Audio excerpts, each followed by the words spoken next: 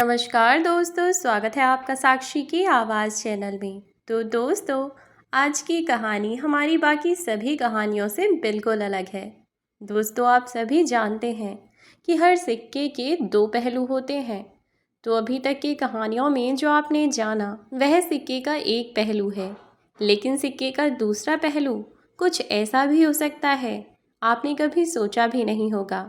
तो आइए देखते हैं आज की कहानी में, जिसका शीर्षक है जब सास ने एक कप चाय के लिए अपनी गर्भवती बहू के पेट पर लात मारी और बाल पकड़कर घसीटते हुए उसे बाहर ले आई कि तभी सास के गाल पर चटाक की आवाज़ के साथ पड़े थप्पड़ की गूंज पूरे घर में हुई। मुड़कर देखा तो सास के होश उड़ गए। आखिर कौन था पीछे? जब गर्भवती बहू को लात मारकर सास ने बाल पकड़कर उसे घसीटा और बोली, 6 घंटे से तुझे चाय के लिए आवाज़ लगा रही हूँ, पर सुनाई नहीं देता। अब तेरे कान के पर्दे भी खोल दूंगी। कि तभी किसी ने सास के बाल पकड़कर फर्श पर धक्का दे मारा और ज़ोरदार तमाचा उसके गाल पर जड़ दिया। सौम्या की अभी नई नई शादी हुई थी। शादी के बाद आंखों में हजारों सपने लिए वह अपने ससुराल पहुंची। उसने अपने माँ बाप से, भाई बहनों से बहुत कुछ सीखा, लेकिन उन्हें छोड़कर उनकी सीख को अपने साथ लिए अब वह अपने ससुराल में आ चुकी थी, जहां अब उसका नया जीवन शुरू हो गया। अब ससुराल में माँ की जगह उसकी सास, पिता की जगह है ससुर, बहन की जगह है ननंद और भाई की जगह है देवर थे। यही मानकर उसने उन सबको अपना परिवार माना और बिल्कुल अपनेपन के साथ, प्यार के साथ उन सब की सेवा करने लगी। घर में आने के बाद तीसरे दिन से ही सौम्या ने रसोई की पूरी जिम्मेदारी संभाल ली। अभी तक तो उसके हाथों की मेहंदी भी नहीं उतरी थी, लेकिन फिर भी उसने जल्दी ही रसोई की सब जिम्मेदारियों को संभाल लिया। वह अपने घर वालों को खुश रखने के लिए दिन रात काम किया करती और कोशिश करती कि किसी को कुछ भी काम ना करना पड़े। लेकिन शुरू से ही जितना सौम्या ने काम करना शुरू किया था, उतना ही उसकी सास ने उसके उन कामों में नकल निकालना शुरू कर दिया। सौम्या खाना बनाकर किचन से निकलती तो किचन में गंदगी को लेकर कभी डब्बों पर धूल जमी हुई है, तो कभी रसोई ढंग से साफ नहीं हुई, तो कभी बर्तन ढंग से साफ नहीं हुए। उसकी सास कोई न कोई कमी निकालने पर लगी ही रहती थी। लेकिन सौम्या ने इन सब चीज़ों को नज़रअंदाज किया और सोचा कि घर पर जब मैं कोई गलती करती हूँ तो मेरी माँ भी तो मुझे ऐसे ही समझाती हैं, और इसीलिए वह इन सब चीज़ों को नज़रअंदाज करती और हर बार और बेहतर काम करने का प्रयास करती। 1 महीना ही तो हुआ था अभी सौम्या की शादी को कि उसने न सिर्फ रसोई की बल्कि पूरे घर की जिम्मेदारी ही अपने सर पर उठा ली। सुबह सबसे पहले उठती और रात को सबसे अंत में सोती। अब तो सौम्या के ससुर जी उसका गुणगान करते नहीं थकते थे। वहीं सौम्या की सास को अपनी ही बहू से जाने किस बात की जलन हुआ करती थी। उन्हें उससे न जाने किस बात की चिढ़न रहती थी। यहाँ तक कि आस पड़ोस की सब औरतें उसका गुणगान करते नहीं थकती थीं।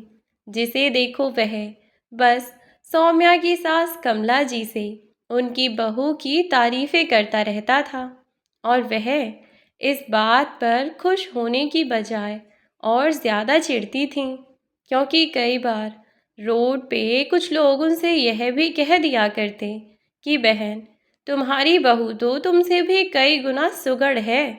कभी भी घर में चले जाओ, चूल्हा चौका एकदम चमका कर रखती है, और जाकर बैठो तो पता भी नहीं चलने देती कब खाने पीने को चाय पानी लेकर पहुंच जाए। कुछ भी कहो, ऐसी बहू पाने के लिए तो बड़े पुण्य चाहिए, बड़े नसीब चाहिए। पता नहीं कि तुमने कौन सा पुण्य कर दिया जिसका फल तुम्हें ऐसा मिला है। कई बार लोग उनकी तुलना उनकी बहू से करके उनकी बहू को ज़्यादा बेहतर बता दिया करते थे और इन बातों से वो चिढ़ जाया करती थी। और ऊपर से उनके घर में जब भी उनकी बहू कुछ भी खाने पीने का सामान बनाती तो उसके ससुर भी यानी कमला जी के पति रमाकांत जी भी अपनी बहुरानी के हाथों के जादू का बखान करते नहीं थकते थे। कहते कि मेरी भाग्यवान, ऐसा लगता है जैसे इसके तो हाथों में ही अन्नपूर्णा का वास है। इतना अच्छा खाना बनाती है कि 2 रोटियां फालतू ही खाता हूँ।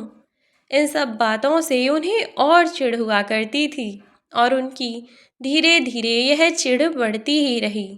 वह अपनी बहू को तंग करने के नए नए बहाने खोजती रहती थीं और इधर उन्होंने अपनी बेटी को भी अपने ही साथ शामिल कर लिया। उनकी बेटी भी अपनी भाभी को दिन में 50 काम बताती और वह सौम्या इधर उधर बस किसी फिरकनी की तरह घूमती फिरती।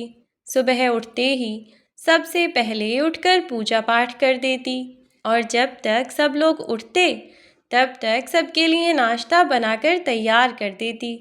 फिर अपने पति के लिए कपड़े निकालती, अपनी ननद का नाश्ता और लंच तैयार करती, साथ ही उसका हीरो अपने देवर का भी खाना पीना बनाकर तैयार कर देती और अपनी सास के लिए अलग नाश्ता बनाती, सबके लिए सबकी पसंद का काम करती।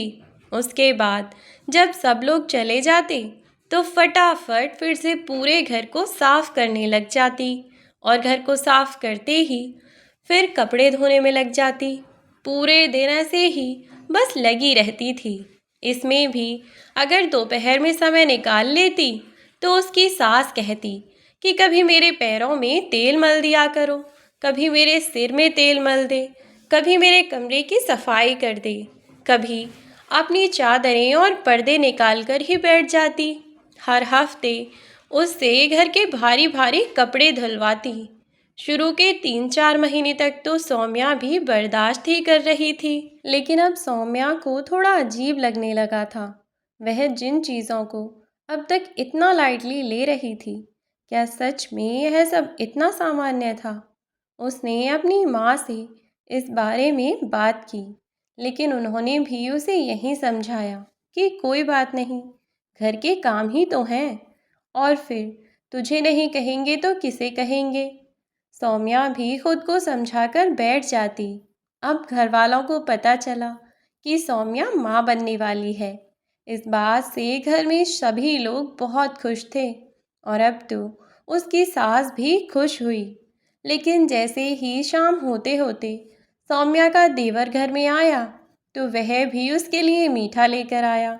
इधर सौम्या का पति आया तो वह भी उसके लिए तोहफा लेकर आया और इधर सौम्या के ससुर जी, वह अभी से ही अपनी बहू के लिए बच्चों वाली खाने की बहुत सारी चीज़ें ले आए। चॉकलेट, टॉफ़ी, बिस्किट, कचरी, चिप्स और न जाने क्या क्या। घर में सब लोग बहुत खुश थे।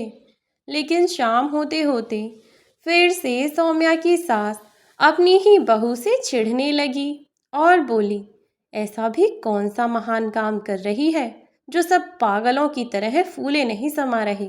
अरे यह तो बहुत आम बात है, सबके बच्चे होते हैं, हमारे भी तो हुए थे। हमें तो किसी ने ऐसे नहीं रखा जैसे इसे महारानी बना रहे हैं। बस इन्हीं सब के चलते उन्होंने अपना वही गुस्सा अपनी बहू के लिए अपने मन में बरकरार रखा और ऐसे ही समय बीतता रहा।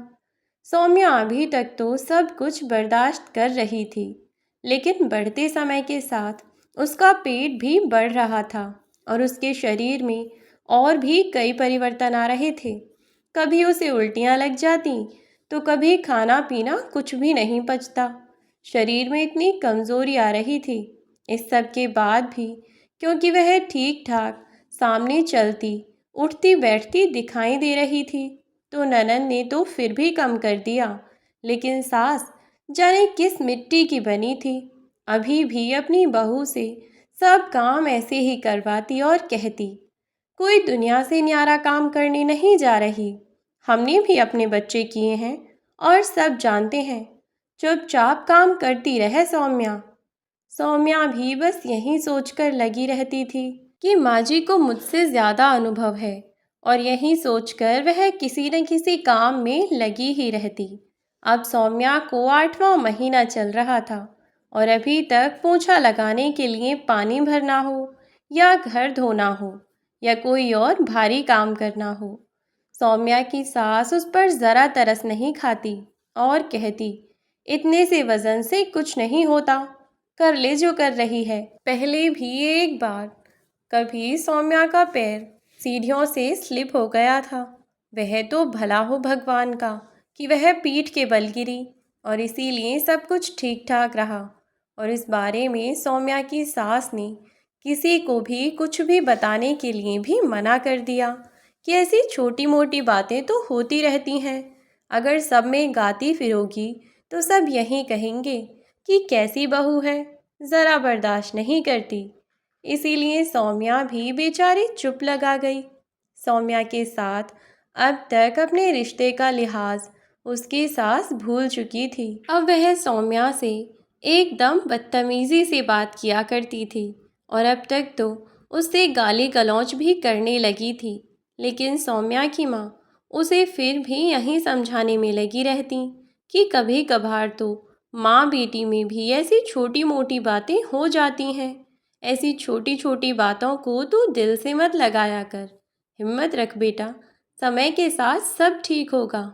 और उनकी इसी बातों से, इन्हीं सब बातों की बदौलत शायद सौम्या को आज यह दिन देखना पड़ रहा था कि वह अस्पताल में आज ज़िंदगी और मौत के बीच जूझ रही थी। दरअसल सौम्या के 8 महीने लगभग पूरे हो चुके थे और आज सुबह सुबह सौम्या बिस्तर से उठने की कोशिश कर रही थी, पर उससे उठा नहीं जा रहा था। लेकिन फिर भी उसकी सास ने जब उसे कई बार आवाज़ें दी तो वह अपने कमरे से उठकर बाहर आ गई। तब उसकी सास ने कहा कि मेरे लिए पानी गर्म करके बाथरूम में पानी रख दे। मैं ठंडे पानी से नहीं नहाऊंगी क्योंकि मेरी तबीयत ठीक नहीं लग रही, थोड़ा बुखार सा लग रहा है। अभी हड़कल सी है शरीर में, इसीलिए ठंडे पानी से तो मैं नहाऊंगी नहीं। तो सौम्या ने थोड़ी हिम्मत की और गर्म पानी करके अपनी सास के लिए बाथरूम में रख दिया और उसकी सास नहाने लगी। सौम्या इतनी देर के लिए अपने कमरे में जाकर थोड़ा आराम करने लगी क्योंकि खाने पीने का काम तो वह सुबह ही निपटा चुकी थी। इधर सौम्या की सास उसे बाथरूम से आवाज़ें लगा रही थी, लेकिन सौम्या थकान की वजह से शायद उसकी आंख लग गई और उसे कुछ भी सुनाई नहीं दे रहा था। जब सौम्या की सास ने फिर से उसे बहुत तेज़ आवाज़ लगाई तो सौम्या हड़बड़ा कर उठी और अपने कमरे से उठकर बाहर निकलने लगी कि तभी उसकी सास कमरे से दोबारा चिल्लाई। सौम्या जैसे ही उसके कमरे में घुसी और पूछा कि क्या हुआ माँ जी, तो उसकी सास गुस्से में अपने बेड से उठी और गुस्से में तमतमाती हुई सौम्या के पास आई। उसने सौम्या के बाल पकड़कर बिना कुछ सोचे समझे सौम्या के पेट पर लात मार दी और सौम्या फर्श पर जा गिरी। इससे पहले कि सौम्या खुद को संभाल पाती, उसने सौम्या के बाल पकड़े और उसे उठाने की कोशिश की। सौम्या जब नहीं उठ सकी तो उसका हाथ पकड़कर उसे घसीटती हुई वह बाहर बरामदे में लेकर आई और उससे बोली, तेरी माँ ने क्या यहाँ नौकर छोड़ रखे हैं जो महारानी की तरह वहाँ बिस्तर में जाकर पड़ गई? तो उससे कितनी बार कहा है मैंने कि मेरा काम करने से पहले आराम करने के बारे में सोचना भी मत। मैंने तुझसे कहा था ना कि मेरे सर में दर्द हो रहा है तो मेरे सिर में आकर तेल लगा देना। ना ही तो तूने मुझे चाय बना कर दी और ना ही मेरे सिर में तेल लगाया, और यहाँ महारानी की तरह आराम से पड़ी है। यह कहती कहती वह उसे घसीट कर बरामदे में ले आई और उससे बाल पकड़कर उसने उठाया और फिर से उसे धक्का देने लगी कि तभी सौम्या की सास कमला के किसी ने पीछे से बाल पकड़कर खींच दिए और ऐसे ही उसे टेबल पर धक्का दे मारा। फिर उसके पास जाकर 3-4 थप्पड़ उसके गाल पर जड़ मारे। सौम्या की सास इससे पहले होश लेती कि एक के बाद एक तड़ातड़ उसके गाल पर कई थप्पड़ पड़े, जिससे वह बौखला गई। आंखें खोलकर देखा तो सामने कोई और नहीं बल्कि उसके पति खड़े थे, जिन्होंने कमला जी का मारते मारते बुरा हाल कर दिया और तुरंत अपने बेटे को फ़ोन करके घर बुलाया। बहू की हालत अच्छी नहीं थी, वह दर्द से कराह रही थी और अब हल्की फुल्की सी ब्लीडिंग भी हो रही थी। जैसे ही कमला जी का बेटा घर पहुंचा तो वह बौखला गया। इतना सब कुछ देखकर उसके हाथ पैर फूल गए। तभी उसके छोटे भाई ने उसे हिम्मत दी और कहा कि भैया, यह वक्त हार मानने का नहीं है, जल्दी उठो, फटाफट भाभी को लेकर आप अस्पताल लेकर चलो। दोनों भाइयों ने मिलकर उसे उठाया और जल्द ही पास के अस्पताल में लेकर पहुंचे। पीछे पीछे सौम्या के ससुर और उसकी ननंद भी अस्पताल पहुंच गए। जाकर देखा तो उस ऑपरेशन थिएटर में उसे ले जाया जा रहा था, क्योंकि पेट पर लात पड़ने से उसकी कंडीशन बहुत क्रिटिकल हो गई थी। अब सब लोग बस हाथ जोड़कर यही प्रार्थना कर रहे थे कि किसी भी तरह से सौम्या की जान बच जाए, उसे कुछ ना हो। सब लोग बस हाथ जोड़कर यही प्रार्थना किए जा रहे थे और आखिरकार सबकी प्रार्थना सफल हुई। ईश्वर ने उनकी सुन ली और सौम्या की जान बच गई। लेकिन प्री मैच्योर डिलीवरी होने के कारण बच्चे की कंडीशन बिल्कुल भी स्टेबल नहीं थी। उसके बचने की संभावना लगभग 10% थी। 90% तो वे लोग उसे खो ही चुके थे। डॉक्टर ने उन्हें बस यही कहा कि प्रार्थना कीजिए, क्या पता आपका बच्चा बच जाए, लेकिन चांसेस बहुत कम हैं। फिलहाल हमने उसे वेंटिलेटर पर रखा है, मशीन में रखा गया है अभी आपका बच्चा, इसीलिए अभी भी कुछ भी नहीं कह सकते थे। सब लोग इस बात से तो निश्चिंत थे कि अब सौम्या की जान खतरे से बाहर है, लेकिन उसका बच्चा अभी भी जिंदगी और मौत के बीच झूल रहा था, केवल कमला देवी की जिद और उनकी जलन के कारण। जब पूरा परिवार अस्पताल में बिना कुछ खाए पिए बस इस इंतज़ार में था कि ईश्वर उनकी प्रार्थना सुन ले, ऐसे ही रात हो गई और रात में विनोद जी ने अपने छोटे बेटे और बेटी को घर भेज दिया और कहा कि तुम लोग घर जाकर भाई के लिए और हमारे लिए खाना ले आना। उन्होंने अपनी बेटी को भी घर रुकने के लिए ही कहा। अब उनके दोनों बच्चे, बेटा और बेटी, घर चले गए। घर जाकर कमला देवी जी उन्हें देखकर उनकी तरफ बात करने के लिए आने लगीं, लेकिन वे दोनों उनकी तरफ बुरा सा मुंह बनाकर उन्हें इग्नोर करते हुए सीधे चले गए। अब तो कमला जी की बेटी ने भी उनसे बात तक नहीं की। उसने खाना पीना बनाया और अपने भाई को पैक करके दे दिया और वह अस्पताल जाकर खाना दे आया। रात में रुकने के लिए दोनों भाई ही अस्पताल में रुक गए। उन्होंने अपने पिताजी को घर भेज दिया। विनोद जी जब घर आए तो वह अपनी पत्नी की शक्ल भी नहीं देखना चाहते थे और उन्होंने वहीं चौक में अपनी खाट डलवाई और वहीं पर सो गए। जब उनकी पत्नी उनके पास आकर खड़ी हुई और उनसे बात करने की कोशिश करने लगी तो विनोद जी उन पर बहुत ज़ोर से चिल्लाकर पड़े और बोले, खबरदार, जो तूने मुझसे बात करने की कोशिश भी की तो ईश्वर से प्रार्थना कर कि बच्चे को कुछ ना हो, क्योंकि अगर उसे कुछ हो गया तो मैं तुझे नहीं छोड़ूंगा। अरे तू इंसान है या डायन?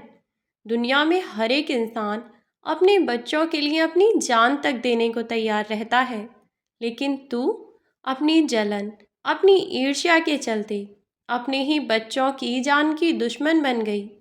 अगर उस बच्चे को कुछ हुआ ना तो देखेगी तू मेरा रूप कि मैं क्या क्या कर सकता हूँ।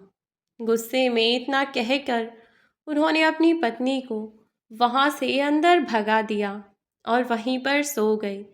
अगली सुबह जब वे लोग अस्पताल पहुंचे तो उसके कुछ एक घंटे बाद उन्हें खुशखबरी मिली कि प्रीमैच्योर डिलीवरी होने के बाद भी बच्चा अब खतरे से बाहर है। हालांकि वह बहुत ज़्यादा कमज़ोर है और उसे अभी 1-2 दिन खास ख्याल की ज़रूरत है और अभी 1-2 दिन वह नर्स की देखरेख में ही रहेगा। लेकिन अब उसकी जान सुरक्षित थी। आखिरकार सबकी जान में जान आ गई और सबके चेहरे पर एक राहत और सुकून की लहर दौड़ गई। अभी सब लोग एक दूसरे को बधाई देने लगे और सब लोग बहुत खुश होने लगे। आखिरकार अगले ही दिन सौम्या डिस्चार्ज हुई और वे सब लोग उसे लेकर घर पहुँचे। जैसे ही वे सब लोग घर के अंदर जाने लगे कि सौम्या के पति ने अपने पापा से कहा कि पापा, मैं अपनी पत्नी को और अपने बच्चे को यहाँ नहीं लाना चाहता। उसकी यह बात सुनकर किसी ने कोई खास प्रतिक्रिया नहीं दी। सब लोग चुपचाप उसकी बात सुनते रहे। फिर सौम्या का पति ही बोला कि पापा, आप खुद ही बताइए ना, अभी तो मेरा बच्चा इस दुनिया में आया भी नहीं था, तभी उसकी ही दादी उसकी जान की दुश्मन बन गई।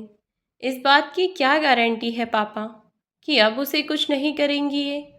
अगर शादी के इतने समय बाद तक भी अपनी बहू को ही नहीं समझ पाई, आज तक कभी उसे ही प्यार से नहीं रख पाई, तो उसे क्या रखेंगी? आप बताइए पापा, क्या मैं गलत कह रहा हूँ? मैं उनके साथ अब नहीं रहना चाहता। सोचा तो मैंने बहुत कुछ था कि मैं कभी आप लोगों से दूर नहीं होऊंगा, हमेशा अपने मम्मी पापा और अपने परिवार के साथ रहूंगा। लेकिन अब ऐसा लगता है कि मुझे आप दोनों में से किसी एक को चुनना होगा और निश्चित ही मैं तब भी आप लोगों को ही चुन लेता, लेकिन अगर आप सही होते तो। लेकिन पापा, अब माँ ने जो किया है, मुझे आप ही बताइए, क्या वह सही है? आप ही बताइए पापा कि माँ ने जो किया है उस सब के बाद मुझे क्या करना चाहिए? तब विनोद जी ने अपने बेटे से कहा। उन्होंने उसके कंधे पर हाथ रखा और बोले, बेटा, मैं तेरी बात से सहमत हूँ, लेकिन यह घर इस बच्चे का भी उतना ही है जितना तेरी माँ का, तेरा या मेरा है। इसीलिए इस बच्चे का स्वागत तो इस घर में होगा और गृह प्रवेश भी होगा, लेकिन उसके बाद जो तुझे सही लगे तू वही फैसला लेना, क्योंकि तू इसका पिता है और इसके प्रति कोई भी फैसला लेने का अधिकार तुझे है। इसीलिए मैं तुझे रोकूंगा नहीं। फिलहाल के लिए अंदर आ जा, फिर चाहे तो तू शाम या फिर कल तक या 1-2 दिन में जैसे भी तुझे ठीक लगे वैसे कर लेना। अगले ही दिन सुबह उसे पता चला कि जहाँ वह जॉब करता है उसके पास में ही कहीं एक कमरा किराए पर खाली है। तो उसने अपने पापा से बात की और सब लोगों ने रजामंदी भी दे दी और वे अपने परिवार को लेकर वहीं शिफ्ट हो गया। अब घर पर कमला जी का छोटा बेटा, उनके पति और उनकी बेटी, यही सब बचे थे, जिनमें से कोई भी उनसे बात तक नहीं करता था। इधर उधर से आते जाते और उन्हें अनदेखा करके निकल जाते। कमला जी बहुत बात करने की कोशिश करती, लेकिन वे लोग उनकी बात सुनने को तैयार ही नहीं होते और शायद सही मायने में अब उन्हें उनकी गलती की सज़ा मिल रही थी। और इधर अब सौम्या अपने पति के साथ खुशी खुशी वहीं पर रहने लगी। साथ ही अपने ससुर, ननंद और देवर से भी कभी भी फ़ोन पर बातें करती और उन्हें अपने पास रहने के लिए भी बुला लिया करती थी। लेकिन अब उसने अपनी सास से मतलब रखना लगभग ख़त्म कर दिया, क्योंकि अपनी सास के कारण उसने मौत को बहुत नज़दीक से देख लिया था और अब वह अपनी ज़िंदगी में वह मंज़र दोबारा देखना नहीं चाहती थी। इसीलिए उसने उनसे रिश्ता ख़त्म कर दिया। और इन सब चीज़ों को देखते हुए कमला जी को अपनी गलती का एहसास तो होता था, पर वह किसी से माफ़ी मांगे इसके लिए भी कोई उनकी बात सुनने को तैयार नहीं था। और अब हर दिन वह अपनी गलती की सज़ा भुगत रही थी, इस उम्मीद में कि शायद एक दिन उन्हें उनके बच्चों से उनके इस पाप की सज़ा के साथ साथ माफ़ी भी मिल जाएगी। दोस्तों, यह कहानी बाकी सभी कहानियों से अलग है, लेकिन यह भी आज की दुनिया में कहीं ना कहीं घट रहा एक सच है। तो दोस्तों, यह थी हमारी आज की कहानी। आज की कहानी आपको कैसी लगी मुझे कमेंट बॉक्स में कमेंट करके ज़रूर बताएं। वीडियो यदि आपको अच्छी लगी हो तो वीडियो को लाइक करके शेयर कर दें। चैनल पर यदि नए हो तो सब्सक्राइब करना बिल्कुल ना भूलें। साथ ही बेल आइकन को प्रेस कर दें जिससे आने वाली वीडियोस की नोटिफिकेशन आपको मिलती रहे। तो आज के लिए बस इतना ही। मिलती हूँ आपसे एक नई वीडियो में एक नई कहानी के साथ। तब तक के लिए बाय बाय मेरे प्यारे दोस्तों। अपना ख्याल रखें और सुरक्षित रहें।